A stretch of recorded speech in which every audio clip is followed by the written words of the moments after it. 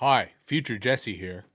My upcoming interview with Leighton Campbell had some audio issues that I'm kind of working on, but it was such a great interview, I encourage you to listen regardless. Here goes. Hello, I'm Jesse Hirsh, and welcome to Metaviews. Recorded live in front of an automated audience.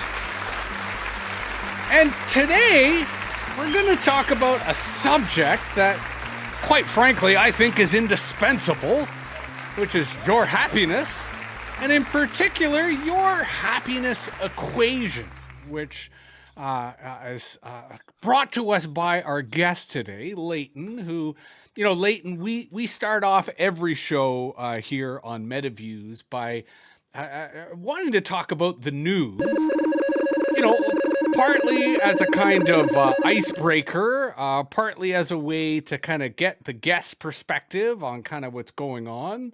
But we host a daily newsletter here at Metaviews, and today's issue deals with mutual aid going on in Los Angeles in response to the fires that are happening there. But we're also talking about this thing called Free Our Feeds, which is an attempt to create a social media initiative that's kind of controlled by users and which there's no data or privacy concerns.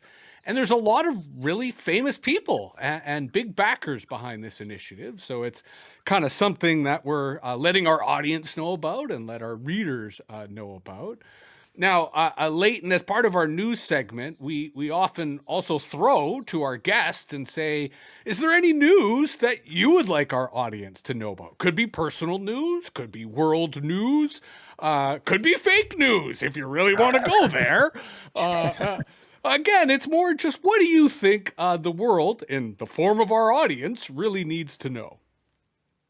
Well, I'm not sure how much, it's a pretty big thing that I heard a interview on the Lex Fridman podcast recently where he interviewed the president of Ukraine, Volodymyr Zelensky, and that was very interesting. And I'm pretty sure, knowing Lex, because I've been listening to him for a number of years now, I'm pretty sure that he's going to have Putin on soon. He tipped his hand to that, and it came up a number of times in the conversation of I don't know how much leverage Lex has in getting the president of Ukraine and Putin to sit down along with President Trump, but that came up several times, and I know Trump talked about it during his candidacy. So I think that would be a huge step forward if we could get them to sit down and figure something out that ends hostilities and brings us back from, potentially really bad situations if this conflict gets out of hand. Well, and that is huge news. I certainly share your sentiment that would be a huge development, and I appreciate you sharing because here as we're talking about the context of podcasting, Lex Fridman is certainly has tremendous influence and is I think under. As a result of what was the podcast election, I think there are a lot of political leaders who are now taking podcasts seriously as a way of kind of reaching out to the people. So our second segment, which we like to have here on Metaviews, is what we call WTF, which is what's the future? And we like to ask our guests to kind of weigh in on something about the future that that they're excited about. Maybe it's something you're afraid of. Maybe it's something you're happy about. Sure. But we sort of like to structure the future as something that is largely exists in our imagination as a kind of roadmap for where we want to go. So I'm curious with someone who's clearly interested in helping other people be happy. What you think, something about the future that you would like to share. Well, the book has many levels to it, but one of the very, very, very deep levels of the book is that I would like to see more people on the planet. I think that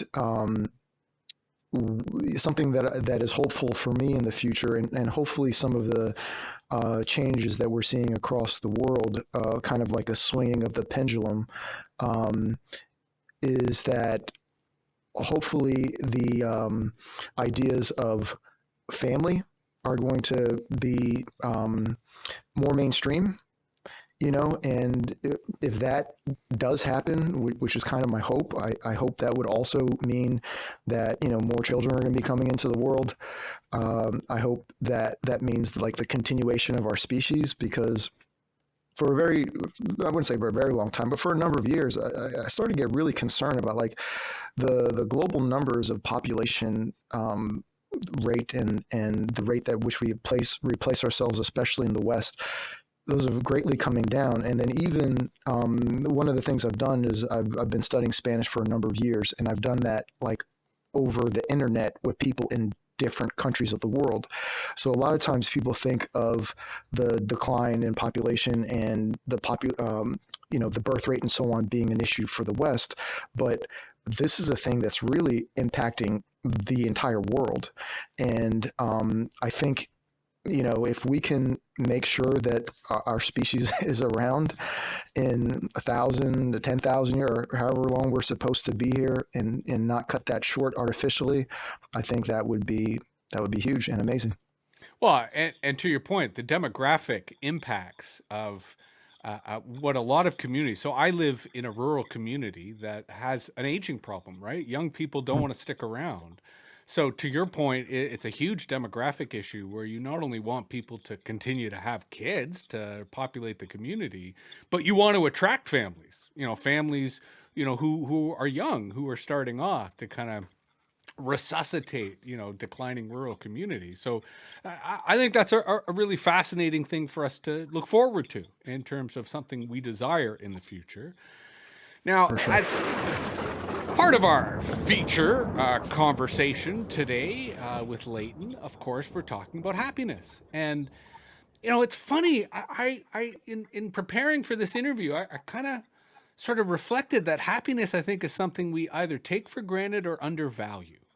That we live in a society where happiness is part of our fabric, our lexicon, but maybe not something we prioritize, and maybe not something that we take seriously. So I'm kind of curious, as a way of sort of framing or starting our conversation, why happiness? And I say that because it seems self-evident, but I suspect maybe it's not. No, it's not self-evident at all. And the fact that it's not self-evident is the reason for writing the book. I think a lot of people go around in their daily life, and I was guilty of this to a large extent prior to reading a book that kind of changed my mind on this whole subject, is that your happiness is just something that kind of happens to you. Like you don't really have a role to play in it. It's just, if life circumstances are good, you're happy, and if life circumstances are bad, you're unhappy, and then that's just the way the world works.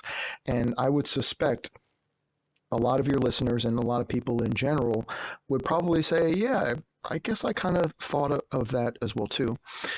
But the reality of it is you have a tremendous amount of control um, over your happiness. Now, the world is a crazy place. We've alluded to some of that already, and so a lot of things are out of your control. But the fact that a lot of things are out of your control mean that you need to be prepared for these things emotionally, and you have an obligation for yourself and the people around you to be a happy person. So every time I say that, I have to give credit to the author who wrote the book that had that statement. His name is Dennis Prager. He wrote a book called Happiness is a Serious Problem. And one of the things he mentions in the book, which I also mention in my book and credit him for it, is you have a moral obligation to be happy. Mm-hmm. Um, and given the nature of life in the world, we know these things are going to happen, even if, let's say, nothing crazy happens in our lifetime. If you live long enough, you're going to experience difficult things because it's the nature of life. And you should be prepared for them. Be prepared for all types of stuff. Why not be prepared for these things that are inevitable? Can you elaborate more on what did you say, like the moral obligation or the kind of moral responsibility? That seems like a fascinating argument. Can you unpack that a bit? Sure. So having a moral obligation to be happy means when you are going through something, okay, it's okay to have people you go to unload on, decompress, like kind of lay it out there, and maybe not a pretty way, in a real way, in an honest way. And you should have some people that you can do that with, whether it's a spouse or a friend or a counselor or pastor, whoever. That's great. However, it's immoral for you to go into the supermarket and because you're having a bad day, take it out on your cashier. That is not a moral thing to do. It's immoral to take it out on innocent bystanders. They have no idea what you're going through. They have no idea what's going on in your life. You have no idea what's going on in their life. You may say or do the thing that pushes them over the edge. So you have a moral obligation to be happy. Now, that could be um, at the lowest level, it would be being cordial and not being offensive to people. And of course, anything authentic that you can do above that is appreciated, but just not going around the world infecting people with your bad attitude and your bad mood just because you're having a tough time. So there's a few things there I want to get at, and start by saying I think that's absolutely fantastic. And I've kind of had I to be honest, I always thought of it as a little bit of reality hacking, but I've always had this attitude, especially in the wake of how people are treating frontline service workers and retail workers so poorly, that I've always had this mission that I want to make them smile. I want to make them laugh. And it becomes a game for me. And I remember it started like at toll booths, right? Because people who work in toll booths often get a lot of crap from people. And Yeah. and I would just to me it seemed like the greatest challenge. Like if I could make them smile, then I know that my Riz is really rocking. But at the same time, I kind of sense that there's a community dynamic to that, a community responsibility to that. Because the negative example you gave, that if you're taking your mood out on people, it kind of rolls downhill. Like they will then take their mood out on people. And it strikes me that there is a community responsibility to kind of push For it sure. back up, to like spread that happiness, to spread that joy. And it was interesting that you used the word infection and the responsibility to mitigate that infection, because I think we are becoming more aware, not just on the literal virus level, but on the cultural level, how emotions travel and ideas travel, and we all have a kind of moral responsibility. Again, thinking of our community, to make sure that we're trying to uplift rather than bring down. Does that kind of align with what you're talking about? 100%. Again, credit Dennis for that epiphany, because I fell in the category of being a naturally happy person. I didn't know that I was blessed with a gift. I had no idea. I just thought pretty much everybody was the way that I was, and kind of doing more research, that's really not the case. But in him telling me, look, you have a more obligation to be happy, and so on, and it really stuck with me.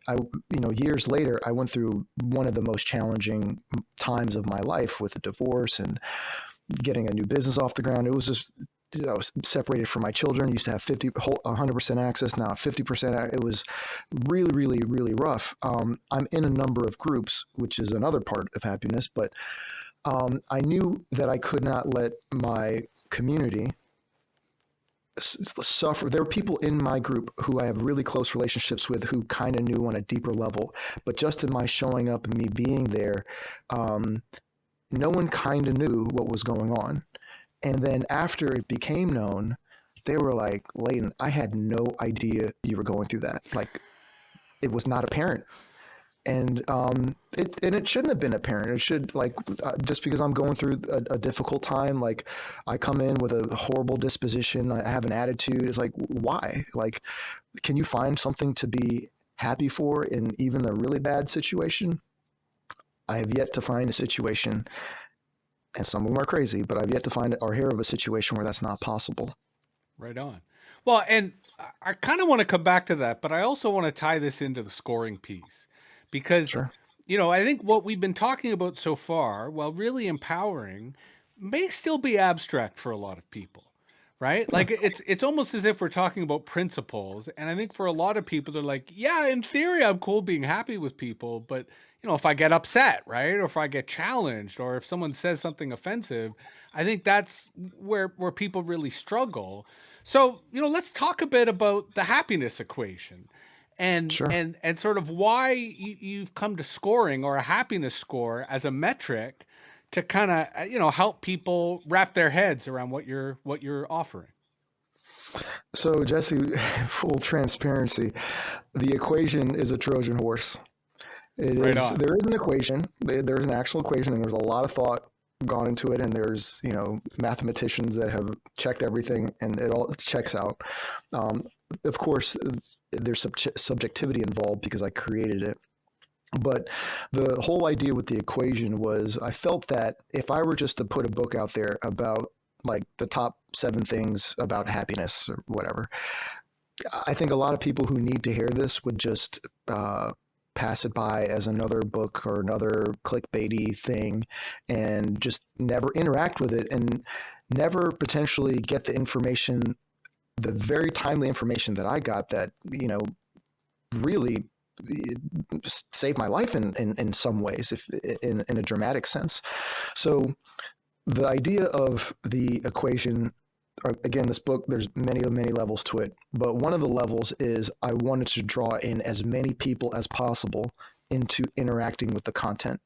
And I know how society is, and virality, I hope at some point people will get their score, they'll want to talk about it with other people, they'll start having conversations about happiness, and then it can potentially grow from there. So that's one of the levels. Now, in terms of the equation, you mentioned just now, it's really hard. Happiness is so amorphous. It's like, what is happiness? Where do I start? Like, am I happy? Like, a lot of people I mean, understandably don't know. a joke I like to make is, everyone wants to be the Buddha, but no one ever actually wants to put in the work that he put in. Yeah, it's people want the results, but they don't want to put in the hard work. Um, so what the equation does is is it takes something that's so amorphous, so nebulous, so hard to get your arms around, and it kind of breaks it down into an easy 7 questions. You just answer 7 basic questions, and then you get a score. So what will happen is, for most people, is they will have a question that they maybe have never thought of or haven't thought of deeply or haven't thought of in a while, or maybe it's always been on their mind. It's something that they always struggle with. And they will say, because a lot of these questions, we can go through them at some point if you'd like, but a lot of these questions, they ask you to give yourself a letter grade on your performance in a particular area.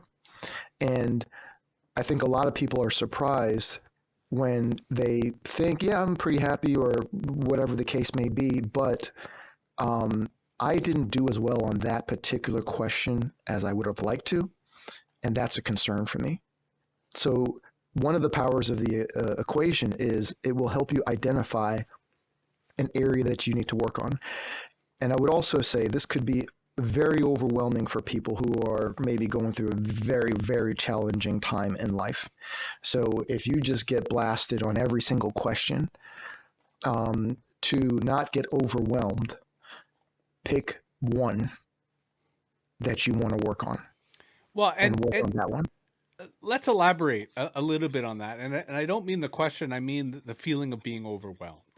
Because Sure. often in my experience, that's been an obstacle for people doing the kind of work or the kind of self awareness, or even just the humility. Because I do think there's a certain kind of humility in recognizing you're not happy, right? Or that you've been faking it, or that you've been kind of being performative for friends and family rather than being honest about the troubles that you're going through.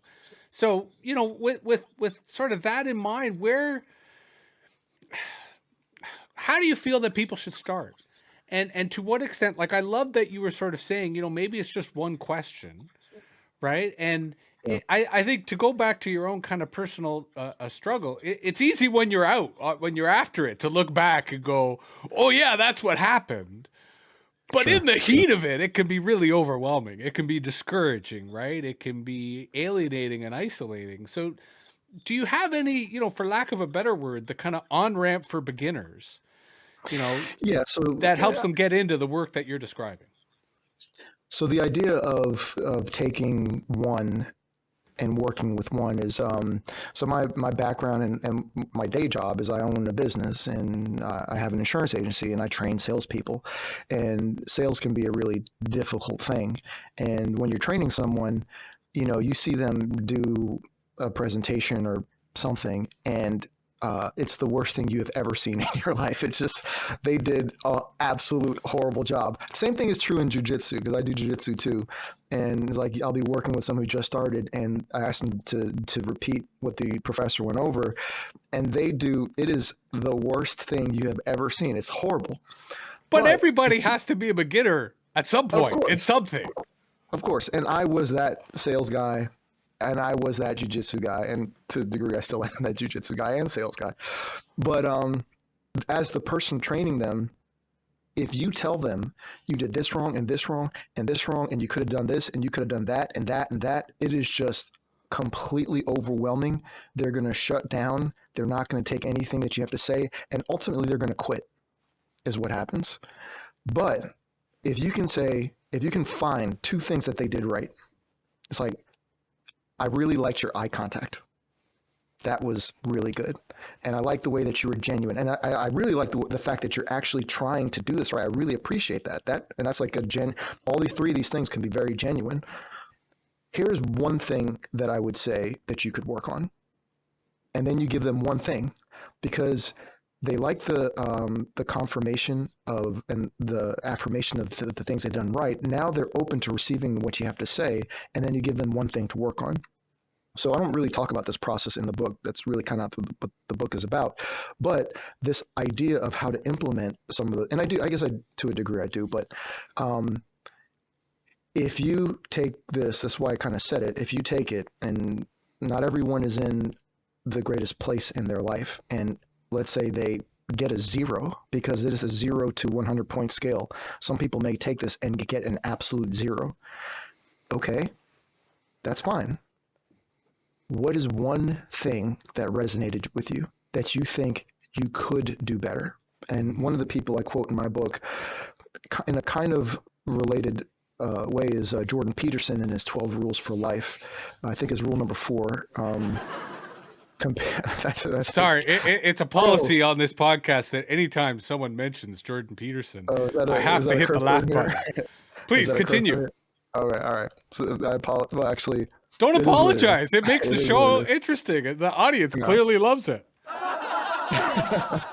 So I think it's rule number 4 is like, compare yourself to who you were yesterday, not to who someone else is today. And kind of forgot where I was going with that, but the idea is that's where I was going. Take small steps. You may be at a 0 right now. Okay, that's fine. Okay. Can you focus on one of the questions and try and do better in that? And you implied something there that I thought was rather brilliant, that I kind of want to tease out and kind of use to elaborate on our culture section. But I will take as an aside for an explainer for yourself and our audience, because I think the Jordan Peterson button is going to be fun. My younger brother did his PhD with Jordan before Jordan was famous. Because as you may or may not know, Jordan used to be based in Toronto at the University of Toronto. I'm very familiar. Yeah, and so my brother's actually now a professor at the University of Toronto, but before he was a professor, he did his PhD with Jordan. So I knew Jordan before he was famous, and kind of had a front row seat for him going from being a super smart professor to being this international man of mystery. Who evokes such things. But the point that I wanted to draw out, which I thought was really kind of smart, and it speaks to why I think you're onto something with this, not just happiness, but the approach that you're taking to happiness, is that it's not a state. It's kind of a dynamic moving target. Right? It's not as if someone achieves happiness and like, okay, I'm done. Right? There is a constant need. Part of what we've been talking about today is preparedness. Part of what we've been talking about today is like individual and community capability, like your support structures and sort of where you're going. But I want to talk about culture. And I kind of want to talk about a culture of happiness. And I'm saying this because the insight I got that I thought was really brilliant as you were describing this, and maybe this wasn't intentional on your part, it may have been accidental, was thinking about how this applies to organizations, how this applies to companies. Now, you sort of alluded to it in terms of your own role as an entrepreneur and having to train people and give them that positive affirmation, right? So they get encouragement as they progress in the workforce and in their profession. But to what extent can, happiness as a culture not just benefit individuals in terms of realizing that there's a bunch of different things that they need to work on to up their score, right? And get happier and a better member of their community. But could this apply to organizations too? Like, is there a way that like the morale or culture of an organization pretty much has the same issues in terms of their happiness or lack thereof? 100%. Organizations are made of people, and the better the people in the organization, the better and stronger the organization is going to be. So, not only working on yourself as an individual is going to help yourself, but it's going to help your family, it's going to help your community, and it's going to help everywhere that you show up. One of the components and the questions of the happiness equation is, do you belong to any meaningful groups? And then the question after that is, on an A plus to F scale, how would you rate the value that you bring to that group? So if you look at any community or any group, now honesty is a very important thing. There's no reason to take this because you're only doing it with yourself. So there's no reason to be to fake. Although, to your point, I think there's a lot of people unhappy because they're lying to themselves. And they may not be fully aware, or the lying may be unconscious. And this perhaps process may force them to confront that. Yeah. And I do encourage, one of the things that I say is just be honest, with yourself, because it's a self-examination. Because the only way you're going to really be able to address an issue is if you have awareness that it needs to be addressed. Awareness is huge. Awareness is huge in almost every aspect of life, especially if you're trying to improve. In a scenario where you have a community, and let's say everyone who answers this question for themselves legitimately gives themselves an A plus. What kind of community is that going to be? What kind of that organization would probably change the world. So, not I don't want people to get hung up on a number score or trying to get like an A plus. It's the relativity, if exactly. I'm reading you right. Yeah. Exactly. If everyone is really doing, and I've been part of groups. One of the groups I'm in is Business Networkers International, BNI. I've been in a chapter for 13 years, and we've had great times. We've had times where we've struggled. We're doing pretty good now, but I've kind of seen both. And one of the coolest things is when a large percentage of the group is really dialed in and we're trying to go to that next level. So there's an energy there. Let me ask you that, but bring it back to the individual level, because I think you're speaking about something profound in that I think as human beings, we evolved to be social. We evolved to be in community. And I think the rapid rise of the internet disrupted that. Right. Mm-hmm. It even though social media connects people, I think a lot of people have been feeling isolated and alienated. And I would posit that for a lot of, because I loved when you were describing that question of, grading how you feel about the communities, the organizations, the groups that you belong to. I don't think a lot of people think about that or reflect on that. So let me throw you a curveball. This might be an easy question for you. It might be a hard one.